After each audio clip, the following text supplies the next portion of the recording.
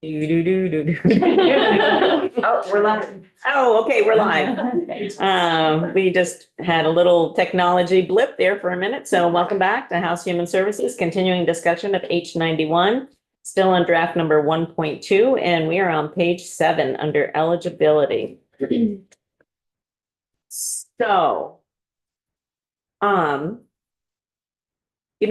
thoughts continue to evolve over time. And part of this discussion around eligibility has obviously, over the past several years, created a lot of consternation. So, we went from something that was essentially wide open to anybody during COVID. Anybody who was unsheltered had a place to stay, as much as the shelters, as many places as we had to give them. There has been sort of this continually narrowing of eligibility over the last couple of years. I've been thinking, and actually, Ann and I have been thinking on separate tracks, but end up that we are thinking in similar ways about the concept of eligibility. I believe is outdated for this process and program that we are creating. However, I feel like we also do need to give to the regional resource organizations and all the other community partners out there guidance on priorities and prioritization. And so I'm proposing that we think about this in the way of essentially that. So and remembering we are working within the resources available. So who are the individuals? What are the needs of the individuals? What are their life circumstances that are of at one priority? And then as we are able to then move out, then we are encompassing more people. And then if we have continuing resources, then we are able to, move in this direction, moving out to be more encompassing. But I guess I'm encouraging us to think about the concept of prioritization as opposed to eligibility, which I know might send some people kind of off the wall. And for others, they might think that's a good idea. And for some, they might think, that perhaps maybe I have lost my mind. I don't know. I'm just interested in what people's thoughts are about that. I think that some of us have been more engrossed in this over the last few years than others. And so I happen to be one of those people who have kind of been living and breathing this for a long time. And I know other people have as well. And people around the outside of the room have been living and breathing this. So I realize I just kind of threw a bomb on the table, yeah, I'm just looking for reactions. Let's hug people. Yes, just for a moment here. Yeah, go ahead. I know I've been very quiet, but I just because I'm doing a lot of listening, just taking in the information. I'm also doing a lot of research, looking at other states' legislation that's covering their emergency housing, and it's very in depth. But I am coming to a pattern with many of them of that prioritization. So I think we should be looking at, but then it's deciphering what that looks like. But theoretically, not theoretically speaking, but if we're seeking to serve the most vulnerable of homeless, we understand that homeless is a very broad, but to your point of there's different reasons or circumstances to why this situation for this individual may be what it is in regards to others, but still we recognize is capabilities may be over here that this individual doesn't have that capability to move through the process. So I believe like the prioritization, vulnerable, elderly, the family network, single, pregnant, you get where I'm going with this. And I know it is a tough question because you don't want to be discriminatory by any means, but I don't believe that's the case. Because everybody, if we're just gonna say, well, if you don't have a roof over your head, so you're defined as homeless, but we don't know what those circumstances are. We don't know where everybody is maybe starting at a different point, but we can't have the mindset that everybody's gonna end at the same level or even start from the same standing point. So I would be in favor of exploring and discussing even further the importance of prioritization. Mhm. Thanks. Mhm. Other folks have any thoughts about this? Go ahead, Ann. I just wanted, in the big picture, if we go that direction, there is actually a line in our eligibility that seems to me would be the goal of it. And it was intended to just tie to a disability, but the language just, we could look at 15 through 17 on page 7. That the big concept would be, what is the risk posed to the individual's health, safety, or welfare if there is not availability of the housing? I think that's what we were trying to sort of, even when establishing eligibility, we were trying to put people into those, but of course it wasn't individualized and it became these population groups. But I just think conceptually, if there's a way to do it, that's how one would want to prioritize a system, is by looking at what is the risk to their health, safety, or welfare if they can't get in this, if this person can't get in this door, or this category of person can't get in this door. I would just counter when you think about, like, I totally see we need to calculate for risk, but also just thinking from a prevention landscape.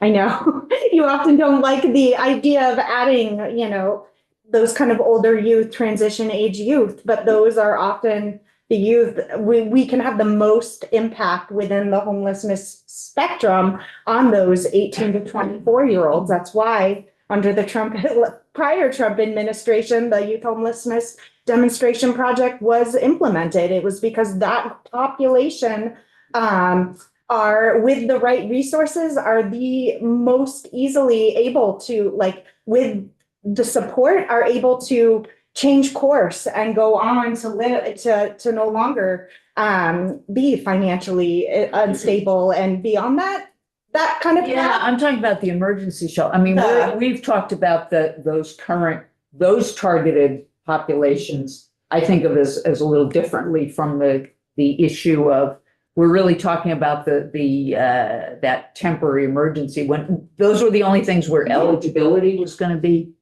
Well, still included. and I have a huge problem though, because right now those groups they're not eligible, Right. Unless they have a disability, and they're disappearing. They're living in cars. They're most likely to be trafficked, and really have really severe impacts. So I'm just using that as an example. It's that, like, prevention versus risk. I understand. Yeah, I understand what you're saying. I just think that given real life, and maybe it takes looking at, what are the potential resources that we have? And if you have to triage and prioritize, then I guess you could say, and the degree of cost benefit of prevention versus this person dying in the woods. What You may get a better bang for your buck with Yeah. prevention, but then if that means you're going to leave some people who are, the very highest risk out of the system because you don't have capacity, well, that's a policy decision. Yeah, go ahead. I was just gonna ask, is currently, is it all right if I just direct a question? Currently, right now, is it, like a first come, first serve? Is that a fair statement? For shelters? Yeah, based So- upon capacity and availability.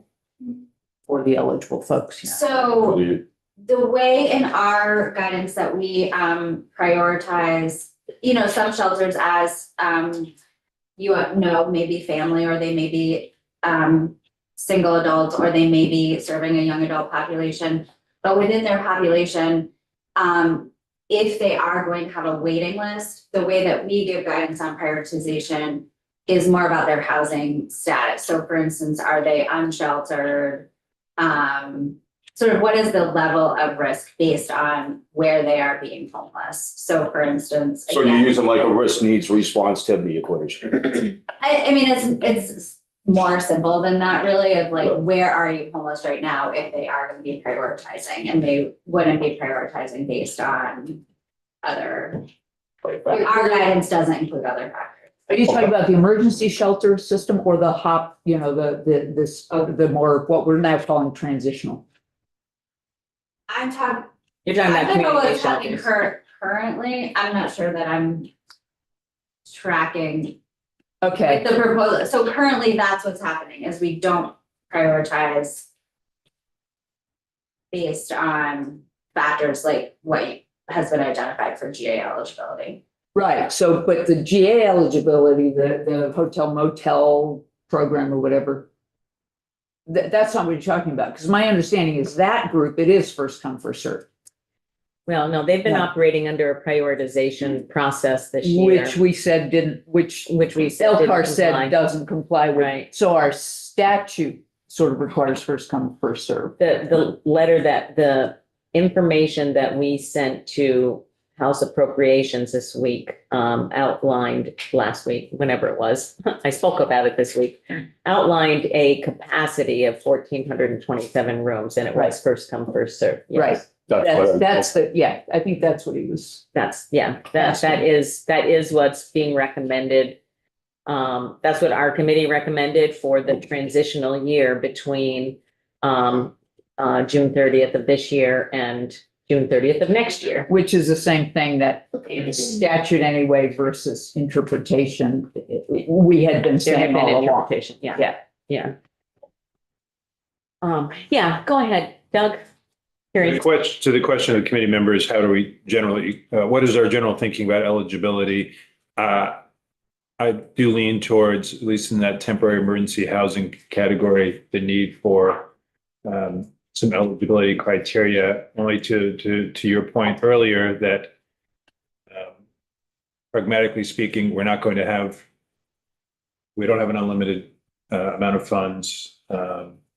And so I think there are different levels of vulnerability. Everyone who's in homelessness is vulnerable.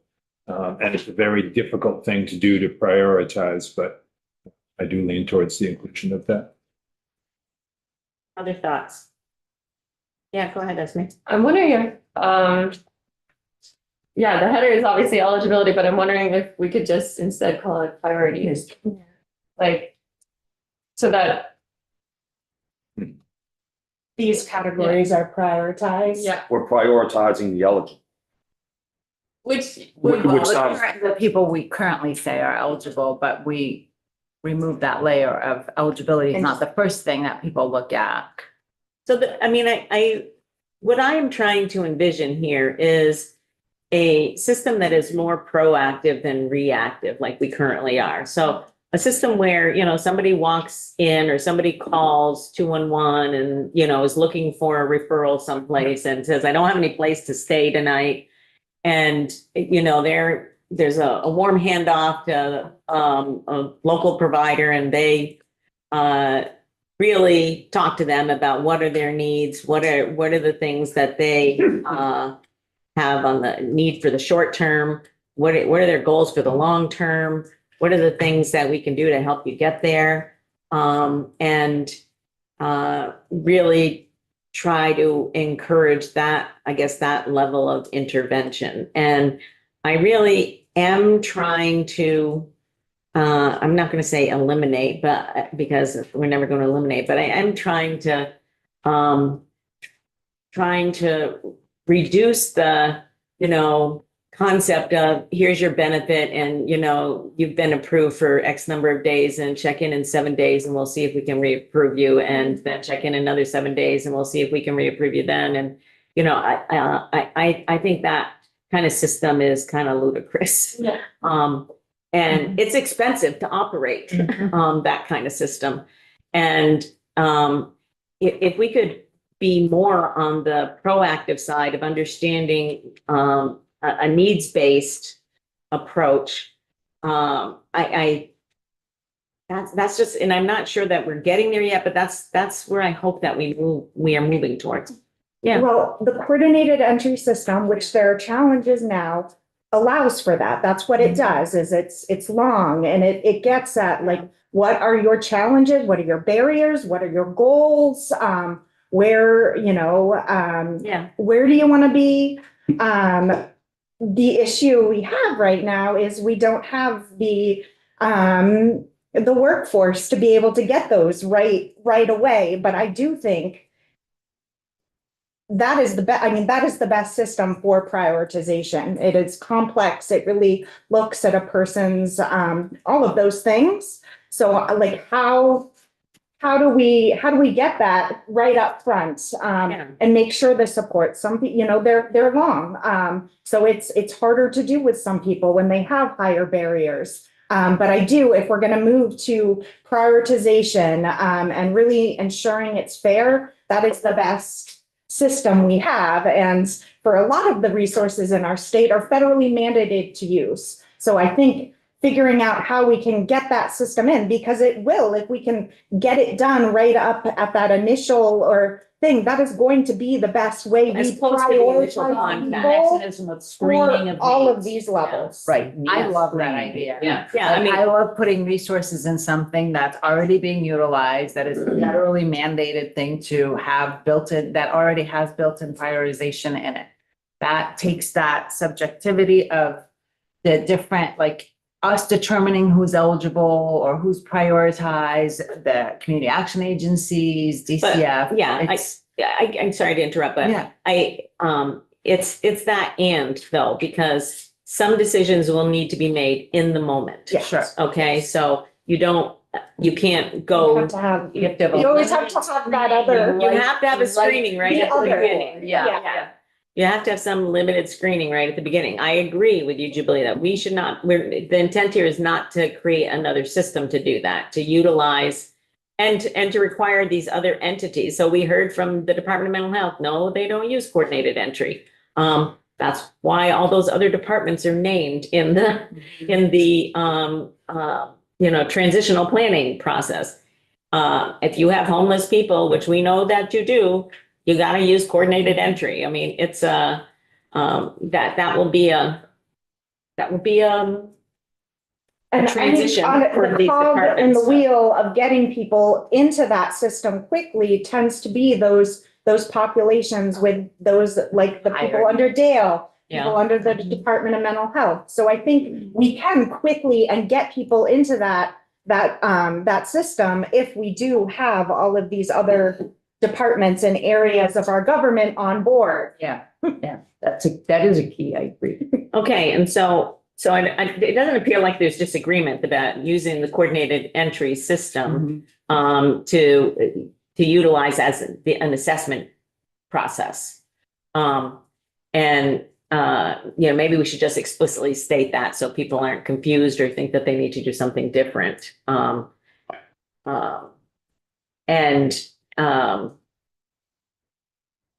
don't think that helps us necessarily with that initial decision making about, somebody's showing up at our door right now and saying this. And so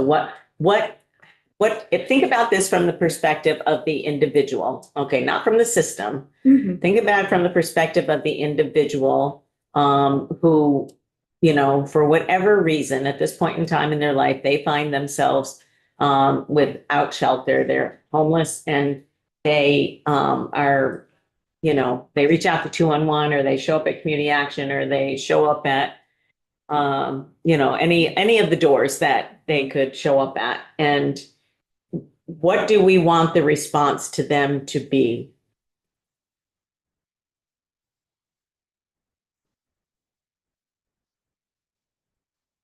We will find you something. That's not. Well, I think this is a good example of where like it has been done successfully before. And so I think this is exactly where the people with lived experience would be able to chime in and say, I had this awesome experience with this particular caseworker, and maybe there's even this like little part where it could have been even more helpful for me if this was more organized. So I think that's not exactly for us to say, even though I'm sure we have our own visions of that, but more direct. Provide some guidance, Esme. Oh, I know that, but like, I'm not disagreeing with you. Oh, yeah. I mean, I think we heard over and over again about sort of the multiple processes that people had to go through in order to just get approved for some shelter or extended for some shelter or whatever, or verify. And I think that it is has been onerous. of course, And trying to figure out how we accommodate for that and what that initial response is. And I'm trying to picture myself being in the seat of one of these regional resource organizations and trying to manage the budget that has, been awarded to me in this grant, and knowing that I have subgranted these, amounts out to various individuals to do various things. And are we saying that every person should have access to what they need at that time up to the limits of what's available? Or are we saying that, an older person with diabetes that needs to keep their insulin refrigerated has a higher priority over a younger person with mental health challenges? I don't know the answer to that question. That's I think the kind of guidance that we need to provide to people who are contemplating taking on this responsibility. Who have to triage in some way. And the triage right now may be, okay, we have no more beds. You can't come in. That's a form of triage.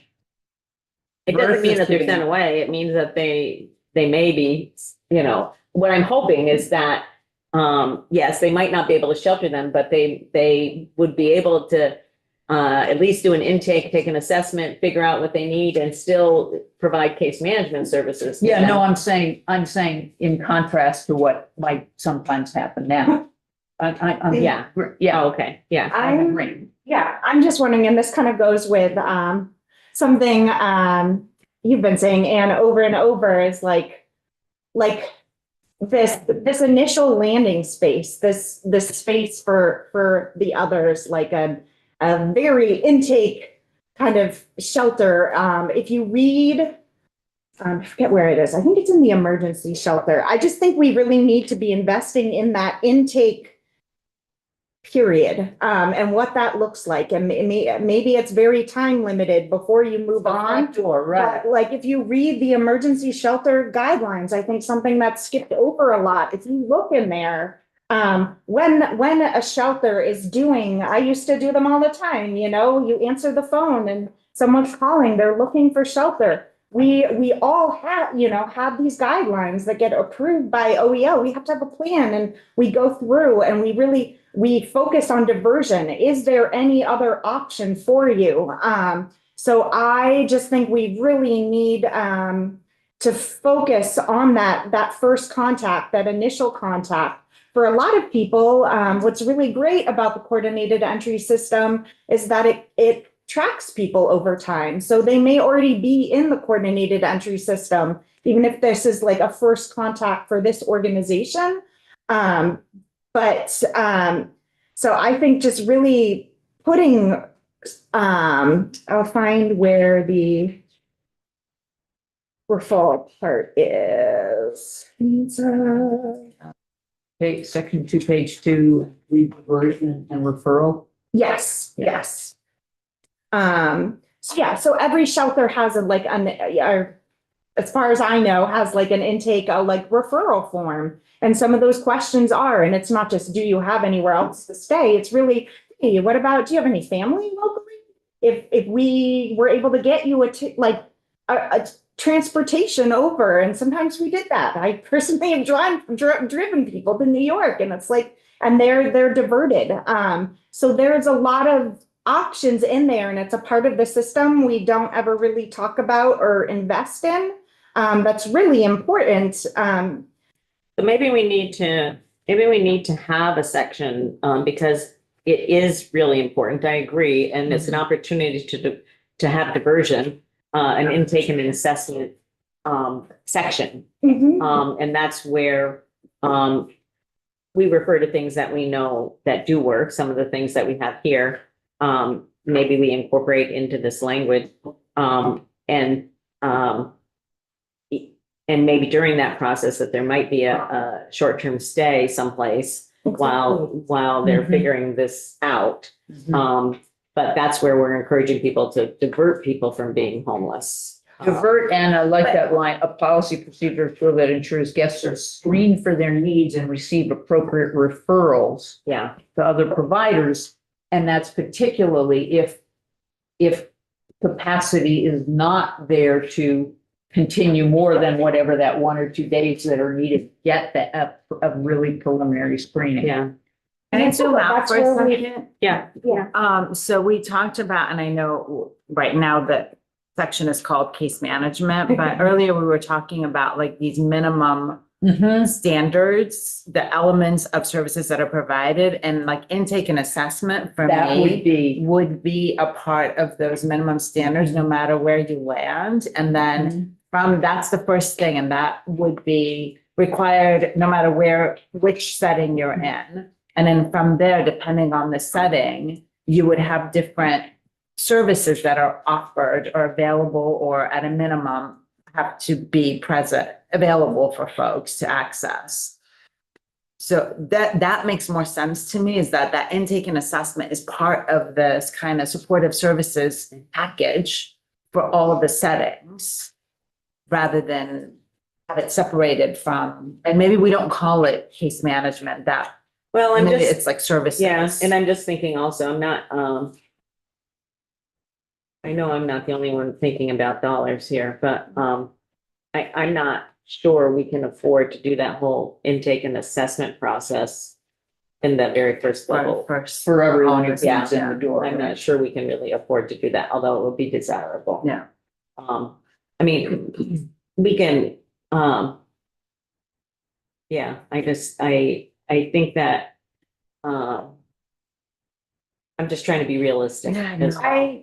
I wonder about like, yes, the coordinated entry assessment, needs assessment is long, but like I said, shelters all have a quick, it's like a short version of it. I think there's ways we can cut that down to at least for that those quick initial emergency or weather advisory, whatever direction we decide to go. So maybe somebody gets like at least a very A mini minimal. version, a mini version that allows us, okay, to identify those big high level needs and at least be steering them into the right direction. So this isn't something we need to decide here, but I think that putting that concept in there is probably the good idea. And I'm not really sure about construction. Now I'm trying to think with Kate, I'm trying to think about what Katie's thinking about, like, where do I put them? Katie. Do I put them in case management? Do I have intake and assessment? I kind of feel like we need intake. I don't, am I like being off on that? Is that a weird thought? I don't,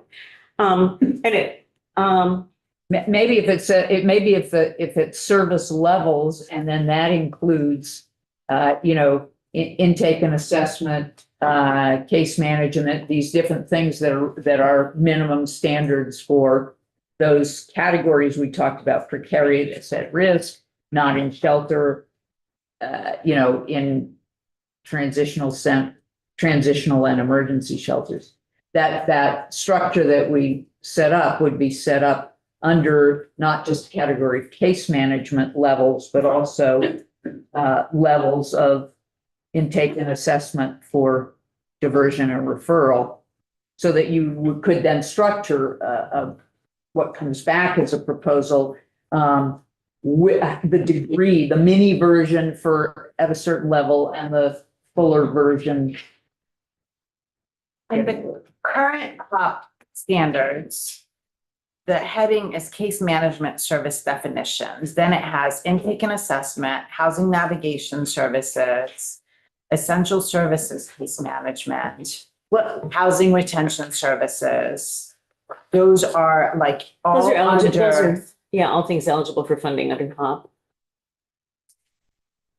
Right, but aren't we proposing that some element of, maybe not as robust as is listed here, but we want some of these services to be available? Yeah, of course we do. Yeah. Yeah, That sounds like a different list from the one I'm looking, so I'm not looking, because the emergency shelter standards that have admission, diversion, yeah. referral. What you're referring to is the grant, is the Grant, HOP okay. grant. I would suggest, I mean, we can't do it now, but if folks have time to really, and I can send the link again, it's that section, I'm not reading it all, but that section, there's other sections that kind of might, especially transitional housing, things Yeah. like that. Section 1 and section 2, Yeah. have some really good relevant information. Well, what's interesting too, I'm just noticing the footnote, diversion occurs before a person enters shelter. So you're really talking about front door, Yeah, diversion is like diverting to, from. to identify something, you know, that's alternative to shelter or sleeping unhoused. And I think that's where we really, When you're in a Sort of crisis, see it's that. hard to know your options, so talking through it is. Okay, so I'm a little bit struggling here. Trying to make some, I mean, I understand the concept, and of course we want. I'm just trying to think about like what's reality on the ground, to be perfectly honest. When somebody shows up at 11 o'clock at night and that like the last thing they're going to be thinking about is doing an intake. I mean, let's just be honest about that. Go ahead, Brenda. Thank you. Brenda Siegel, for the record. We have a really quick intake that we do, and when somebody calls us at 11 o'clock at night, I can share it with the group. It changes when the program changes, so that you'll see what's reflected for winter. Yeah. But it is, whatever this ended up, it's really simple, it's really fast, it assesses how high the need is and how quickly we need to find an alternative for them. Yeah, that's exactly what we're. sure. Yeah. Sure, share that. That'd be great. And what happens on the ground, like I've been, been the one who answered the call it, Yeah, shelters have little pots of money, and that what they'll do is okay, we're gonna get you a hotel room, we're gonna put it on our card tonight, and then you're gonna come to the shelter, we're gonna do the referral. So for those really, right. that's what happens, but. Need an emergency room. Yeah, It's the emergency room before you're admitted. Yeah. yeah. Triage, Yeah, okay, so, so do people think we need a separate section on intake and assessment, or do people think that under the different levels of shelter, that like, for instance, under, what is still called extreme weather event shelter, that we would include a component there that says something about an abbreviated intake and assessment for diversion or referral. And then as the longer the shelter is, obviously, I think that in the next section, which currently is called transition, and then also in the community-based shelter, which is called transitional. Well, it depends on They how would much, have a, sorry. they would have a, essentially the thorough coordinated entry assessment. I think it depends on how much we want to have the plan come back fleshed out or not, whether we want it just in an overall, components of service, or if we want to sort of require it at, the extreme weather, the different levels. Like, In statute, it yeah. seems like what we're saying is that we think that everybody needs to have some level of assessment. Okay. And so maybe that's all we say, Yeah. that. Yeah. Maybe we As just have a intake, section everybody needs to that- have some yeah. level of assessment, and that's part of what you come back and let us know is how that would be accomplished. Construction wise, would it be something we would put into what's currently identified as case management? Would it be intake, assessment, and case management, and spell it all out in one section under that heading? What this is reminding me of is the core competencies and the PCCs. That's what- Section is what I continue to hear. Using that. And I think you could, instead of child center network, they have 8 core competencies. Yeah. And I'm sort of hearing, instead of referring to intake and diversion in each of the 3 sections, you could add some language there. You know, intake, diversion could be abbreviated depending on the type of service person is accessing. Yeah, And then you don't have to repeat it throughout. Yeah. The required core elements or kind of. Yeah, And Have to- the levels to which they have to be offered at different junctures. yeah, we have to rewrite that section to make it more of a list, but I think as you continue to sort of add concepts there, that it seems to make sense to put there to me. I Okay. like that. Oh, Just a Lily different has- title. Yeah, for the go ahead, whole Lily. thing. Yeah, thank you so much. And again, the difference between the lists or that the 2 representatives were pointing to, one is, right, the case management activities. The other is, in some way, speaking to what was just shared, the policies that shelters need to attend to. And so in some ways, that does align with this concept of a core of like, you need to attend to what is your process around diversion? What is your process around intake? And then separately from like, okay, what then are the activities that staff could be doing? And so I just wanted to clarify the differences in those 2 lists. And then the one that you were looking at, Donnie, was the policies that shelters need to address. And I think some of what our discussion has been is that rather than saying shelters must have these policies, we're saying because we want uniformity, these are the minimum, and then they have to be implemented, but the minimum standards that come back that would end up being the requirements are the minimum elements aren't just, you must have a policy on this. It must include this. okay. So I think that people are gelling with your concept, Katie. Okay. If they're not, I'm just saying they are. They will be able to gel with it more once they see it in writing. Okay. So, well, now that we've bantered around intake and assessment, do we, part of, I'm gonna say something that's gonna sound kind of odd, I think, but, so there are parts of the year where, you will be able to, assist a person or household, that you might not be able to do in another part of the year. So I'm just, that this is why I start to itch when talking about eligibility.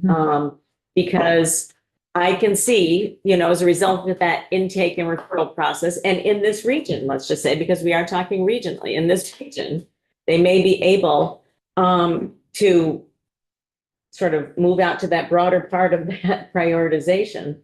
And let's just say, during June and July or something, when, people may be more comfortable in the outdoors than they are in other parts of the year. So that's what I'm just trying to figure out, how that whole concept of prioritization and eligibility. And I didn't really get a consensus about whether people thought like, really, those are the same things, we're just calling them something different. Or whether people think that we should be, I'll be honest, I'm just gonna say that in looking at the people who we have under eligible right now, I personally would have a very difficult time trying to figure out who is more eligible than somebody else under that list. I'm just gonna put that out there. And if we put those all as of equal priority, within the resources available, that enables triaging to be happening at the local level, especially if we're concentrating on diversion and prevention. So, Is there, I mean, we're talking about some of these things where we've talked about what they're gonna come back with as a recommendation. I don't remember where that. But we've talked about it in terms of these standards and all that. Is this idea of overall guidance on priority in this process something that you should hear back rather than trying to establish anything now?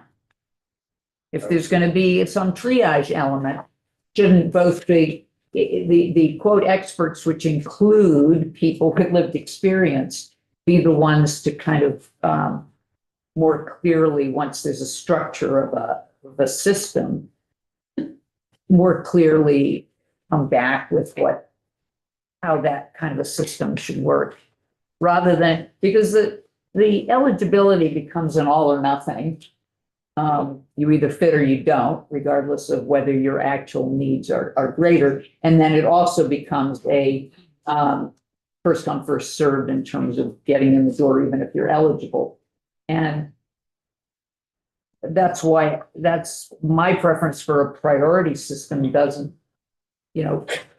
any rate, I think hearing back what those priorities maybe ought to be, because I agree, I can't pick and choose. I mean, I can think of ways to, narrow some of these down, but that's not really, I wouldn't want it to be, well, you're not eligible if you don't beat this narrower standard. And it's possible to put out with guidance that if we went towards, we would like a set of eligible individuals and seek their feedback on prioritization, it may come to the same conclusion that they can't prioritize within this list of eligible, and within the list of eligible, it's first come, first served. all right, so let's keep what we currently have. And we've already decided on a focus on the intake and assessment and adding that to the list of required elements in the regional resource organization. And let's add to that section or as under the advisory committee. I think that we're probably going to come up with some, right now it's just general. We're probably going to come up with some other specific things we want them to look at. And let's add prioritization of eligible individuals under this category as one of the activities for that group that will be Maybe it's how to prioritize if capacity has been reached. prioritize or triage. I do like the Triage. word of I feel like Triage, yeah. Also just sending you all out right now, the current balance of state coordinated entry assessment, like CCHS, they collect the same data and use it. Theirs looks a little form, just so you all can see and also see the different points in there, like, oh, you're a veteran. Okay, we're gonna refer them over to this. Or they're domestic violence within there, just so you all have an idea of what that looks like. It was just, there was a long process of updating. So this is a new one from November. Yeah, I mean, there is no desire on my or anybody else's part to recreate something that already exists and works and has people utilizing it and that people understand it.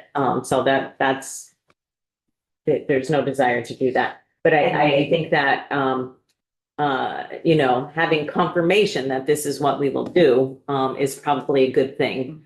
And it puts it out there as a standard for not just people who associated coming through this regional resource organization, but people who come through the other doors in AHS who are homeless as well. Yeah, go ahead, Lily. Thank you so much. One thing that's interesting, and just speaking from my experience in terms of administering the annual plans with the community action agencies, as well as the 3-year community needs assessment process, is the way you potentially have 2 ways to identify these populations that the committee feels are important.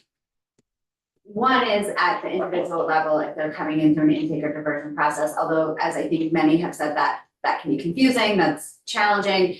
So if you simplify your eligibility to like you're homeless or precariously housed at time of intake and then really invest to allow for some person-centered planning, I think the other way where there's the opportunity to identify populations that you feel like are most important is by potentially working it into expectations of that 3-year needs assessment process. And so you're not necessarily tying that to the eligibility, but instead in the assessment and work plan process, you're saying you need to talk in your community about how you're addressing the needs of families, about how you're addressing the needs of older Vermonters, about how you're addressing the needs of Vermonters with disabilities. And so to infuse it in the proactive planning process so that if there are opportunities to, for instance, like build more shelter, then it can become part of that strategic decision. And that's done separate from the ability of agencies to like make that in the moment triage decision, but then you're not losing the attention to these populations that the committee feels are so important. And so I just wanted to offer, the way you've done this, you've allowed for, to attend to these in a couple of different ways, and it may be just easier to work it into a robust work plan process or needs assessment process. That's an interesting concept. Yeah, and to throw out also in terms of what we've been, I mean, I think it would be really valuable and maybe a limited resource need to have the flexibility that at that immediate preliminary screening level that there is, I'm just thinking about what Brenda said before, the very short look and sometimes getting a hotel room for one night rather than entering the whole shelter system, that there is a capacity to identify a level of need, even though it doesn't fit into an eligible category, that we need to sort this out more before we say you can't come in the door. Exactly. Right. We need to be able to have a 1 or 2 bed, a pot of money that the RROs or whatever we're gonna call them have, that they can use to put somebody up for a day or two to be able to do something more sorting out a better referral process and all that. That's what the flexible use of the funds. Yeah, and that helps fill a little bit of that gap I was talking about where, okay, we've hit capacity. Bye.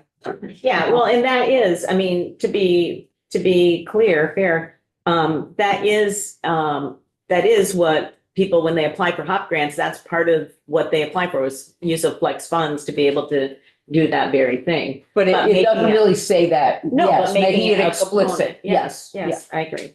I agree. Okay. So let's try a little summary at this point in time. Oh, yeah, go ahead, Todd. I don't know if I'm talking out of text. I'm not so comfortable with people just calling up and getting a word. I think there's a huge amount of abuse on it. And the way we could address that, that would be wonderful. That's all I have to say. Yeah, so it sounds though that the concept of, what we were talking about before, are you the concept of really doing an assessment to understand, so in other words, you have to answer some questions. You don't just like say, hi, I'm here, can I have a place to stay? But you are asked some questions that saying, what has caused you to be homeless? Are there other places that you can stay? Is there, are you supportive of that kind of assessment process?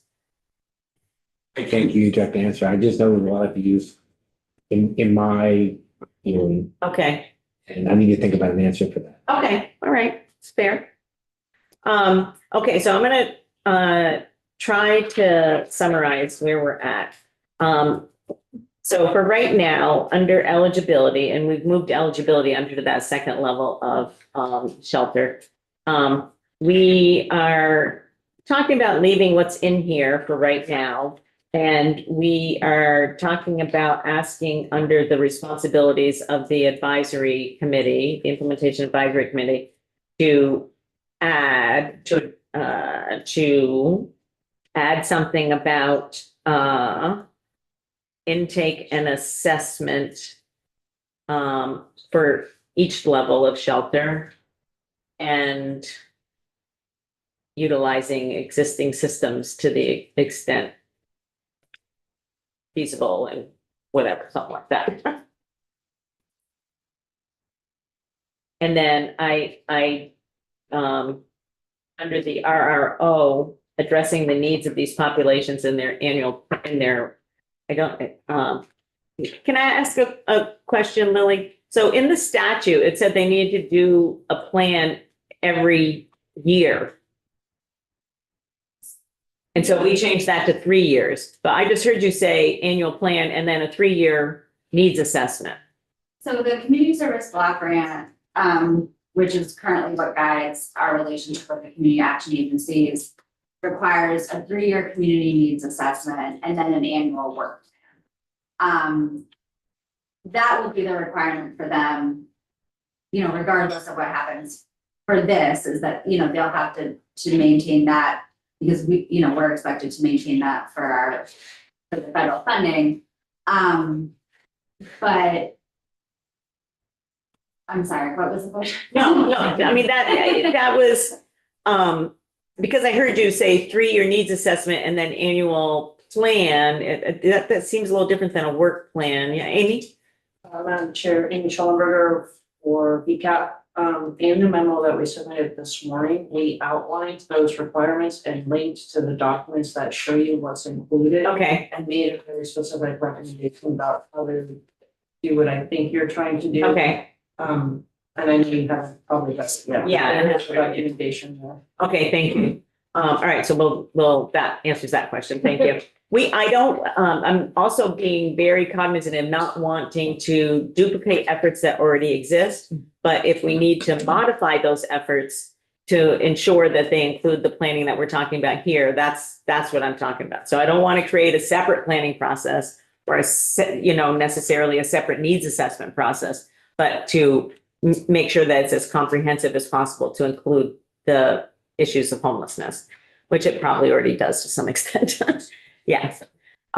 Okay. So, and Katie, I will make sure that you get copies of all of the feedback memos that we're getting. Okay. So that as we go through them, you'll know what we're talking about. But we haven't gone through them yet. So, okay. So that summarizes that section. All right. Oh, look.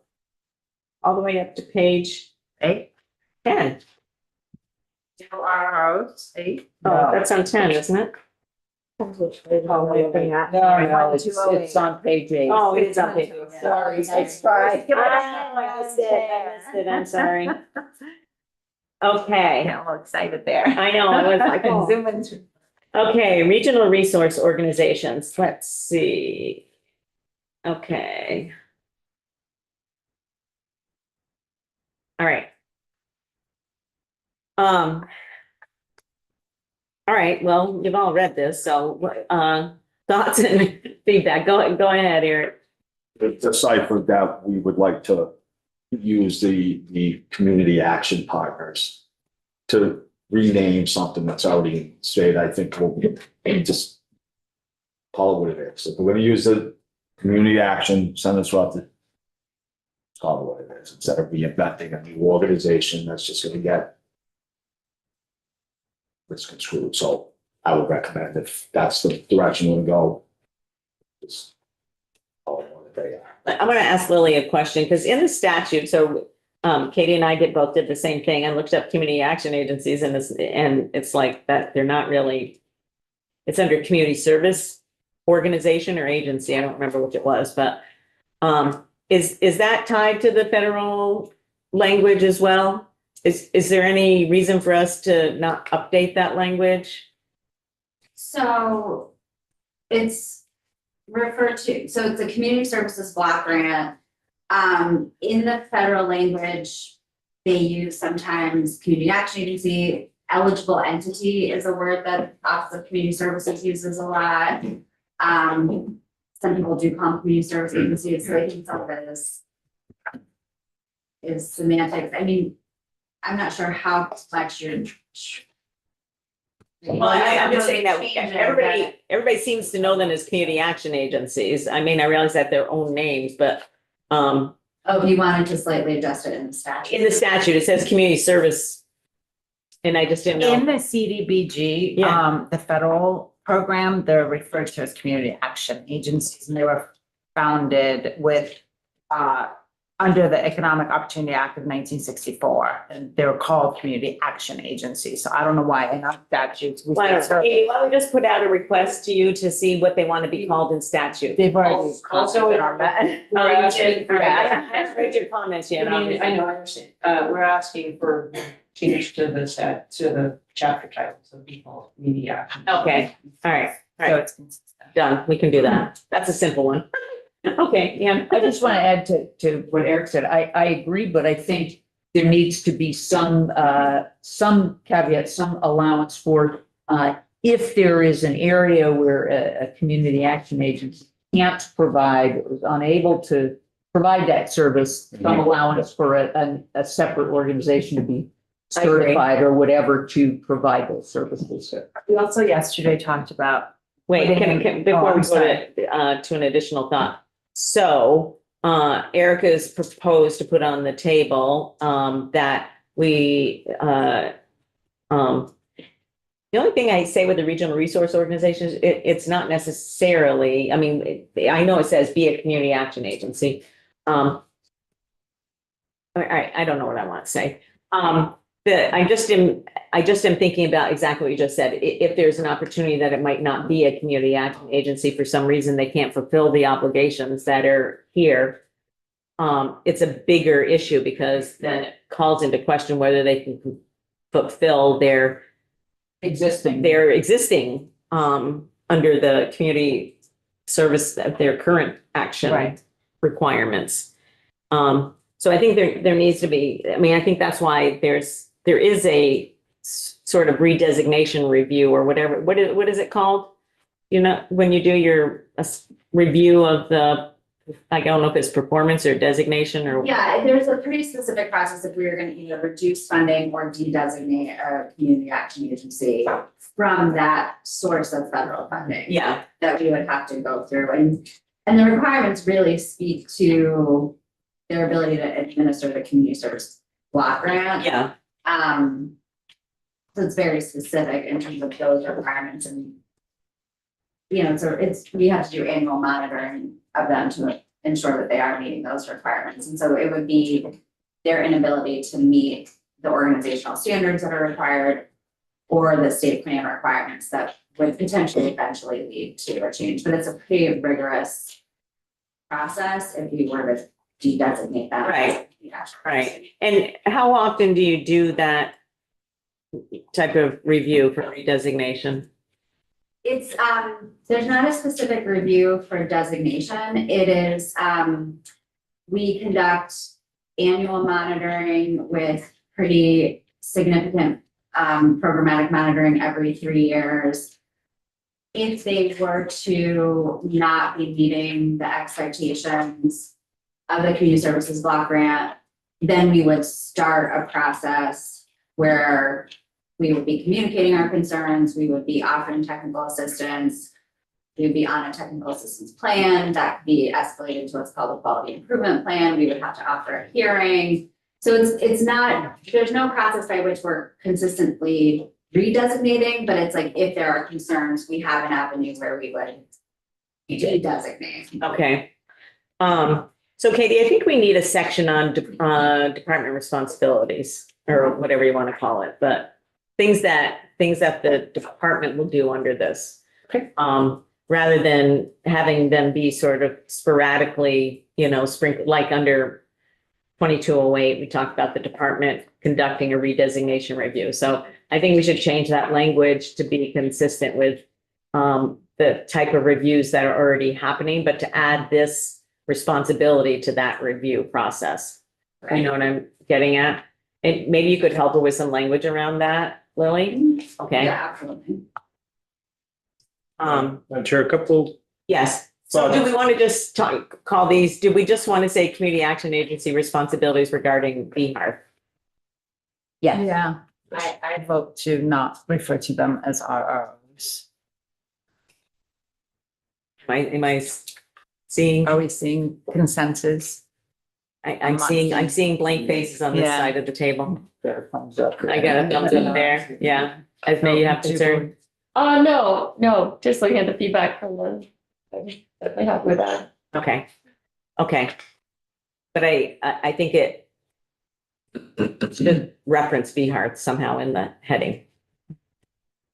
Because it's not just a Because they do other section of things. community right. action They agency. do No. other things, yeah. It's V, So we wanna VHARP make sure, activities yeah. by community, Yeah, Yeah, something. I'll- by community Yeah. action agency. So the point I was gonna make, I'm Yes, sorry. sorry, it's yours.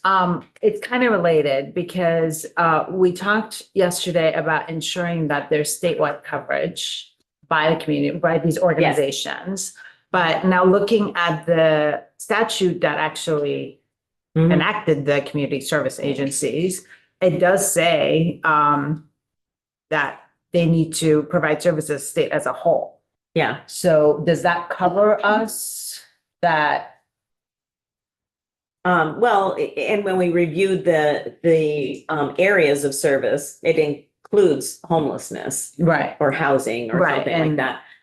I think that, I don't know, I mean, I think to the extent that we need to cross-reference back to that statute, Katie will figure out where we need to do that. So I've amended that chapter in the new draft. Mhm. And I do have some cross references back and forth, but maybe not exactly what you were referring to. I just want to make sure that we capture that we want the services to cover the entire state. And Okay. if a community action agency is not able to provide the services required under VHART, in a certain region of the state or a certain area, that we have some language that provides an opportunity for another community organization to be able to get funds to provide that service. Or some mechanism to ensure that the CAPs are doing it if they're not. I also just wanna, like, we have a lot of on the regional is really just making sure this is also feeding into a statewide vision. Just that fear, part of why we're doing this is that like inequity of wherever you happen to land, the services you and the robustness and effectiveness can be different. So I also wanna just really make sure this is a statewide vision that's being implemented but regionally. Yeah, Yeah. Yeah, is there some part about a state? we do, Statewide yes. I plan did there, talk about and I that. think that then ties into making sure our language is clear on that quote unquote case management section where we Right. talk Yeah, I about just that don't wanna LA see having different those rules those and, you standards. know, you're eligible here, but not Exactly. here, and No, just they- making sure that really feeds into that statewide vision. Yeah, all of them have to be. So would the reference to regional resource organizations would go away throughout? Yeah, because Yeah. you're suggesting Yeah. that. Would all be replaced by community action. VHARP. Is there a need to say that it can be an organization other than a community action agency? If there are 4 community action agencies that can embrace this and do the work in the way that it's envisioned, and there's one that, for whatever reason, can't, within this framework, can't they, in essence, designate a community organization, but under the umbrella of the CAP agencies to lead the work in that region? But yet it keeps it within the CAP framework. Well, that's an interesting concept, Doug. That's an interesting one to put out there. Prompted Amy to raise her hand, so. Yeah, I was upfront when I said AHS wants the ability to be able to, you know, if a community action agency isn't fulfilling the responsibilities, they do want the ability to Identify. identify a different agency, but I think the concept that you just laid out there is, that's an interesting twist. Go ahead, Amy. I believe that concept's already in there. Because the language that you have says, right now, Yeah, it says or our arrange for. will Mhm. provide or cause to be provided. Yeah. And my read of that is that they could subcontract with another Yeah. organization if they can't provide one or more of the services envisioned, and I think they're reading that as that's how we would work with our community partners. Yeah. That's another. I think Doug is speaking, I don't want to say what you're thinking, but how I interpreted what you were saying was, sort of the overall visioning and management, were you thinking about, like, if they said like, okay, we'll be the financial conduit, but we're not gonna take on The that, implementation. the implementation and responsibility. But we had this other community organization here who can do all these things. Is that what you were talking about? Yes, within the five, not Oh, so globally you're for all saying community action, but if there was another one. In, So, Community Action Agency X that does like Chittenden County and Franklin County, if they say we can't do Franklin County anymore, but the one that is in like Addison can take over. So you're saying another community action agency would? no, take I over? was thinking giving the latitude for one of the five community action agencies to basically subgrant the work within that region if for some reason they weren't. Yeah, right, which we already have. Let me use a real potential example. Okay, so we have, Champlain Valley, very dispersed region. Maybe in Addison County, it doesn't mean that they are, subverting, the process, but maybe they are saying, okay, we recognize maybe that we don't have as strong a presence here in one county, in order to be able to carry out all these responsibilities. But we have confidence in working with XYZ organization, the or cause to be provided clause, in doing that. And so they essentially are delegating that through agreement, written agreement, That's what I'm with the envisioning. resources.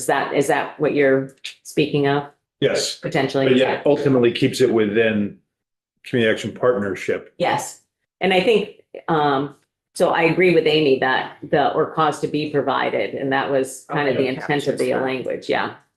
Not that, it wasn't expected that the community action agency was going to do all of these things, right? Yeah, Just a few, pieces. One, I think that some of the discussion too, in terms of assuring consistency around regions, I think that's something where, you know, looking at the role of the department could make sense there in terms of being able to make sure that there's not inequity across. I agree. regions. Yeah, And so I think adding that section probably makes sense. The other thing, and I don't, this may be something to just flag for later, but I know we're getting close to time. I do, just want to raise, and this was something that the department had shared earlier, that I do think it could be worth considering whether or not funding for domestic violence services is taken out of the 5 regions, and maybe that becomes also a statewide entity similar to this idea of the extreme weather. And I think, just in terms of the specific regulations that those entities operate under, they're especially around confidentiality. I think instead of asking the community action agencies to play an intermediary role and potentially create just a real struggle in terms of administration, I would just suggest that, and I know we're running out of time, but I did want to flag that for consideration as maybe just taking DV as a separate and looking for a state. And that's something, you know, that we're actually considering for next year anyway. And so I think it would be easily done, but I do have concerns about asking other people to take on those responsibilities. I think it could be really challenging for survivors to then navigate that. yeah, I hear you. It would mean then that they're not eligible for this. Well, I think what I was thinking is similar to how you have the extreme weather called out in a statewide, you would create almost a block grant for DV agencies to operate. No, I hear what you're saying, to operate theirs, but I'm just, all right, we'll think more about that. Yes, happy Yeah. to. And I think that we've reversed our, having the extreme weather as a separate grant. Oh, Earlier. All right, break for lunch. Thank you, everybody. I know it's really hard thinking Floor at about all one. this. And we And have then- floor at 1, yes. And then if we are done floor in time, watch